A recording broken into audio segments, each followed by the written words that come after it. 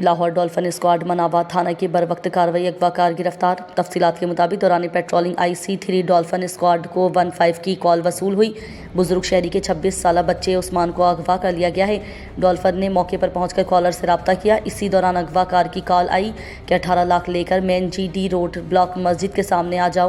Dolphin squad collar کے ہمراہ اغوا کار کے پاس گئے اور اغوا کار کو گرفتار کر لیا اور عثمان کو بازیاب کرا لیا۔ ملزم کو پولیس اسٹیشن مناوا کے حوالے کر دیا گیا۔ سر آپ کی بڑی مہربانی، آپ نے بڑی بھاگ دوڑ کی ہے، آپ کی کاوش سے جو ہے نا وہ ہمارا بچہ ہمیں مل گیا جی، آپ کی بہت مہربانی۔ کس ٹائم اغوا ہوا تھا آپ کا بیٹا؟ سر یہ رات تقریباً کوئی 9 سوا 9 بجے کے قریب۔ اچھا، اب آپ کا بیٹا آپ کو مل گیا؟ ہاں مل گیا جی، مل گیا، شکر الحمدللہ بچہ مل گیا جی۔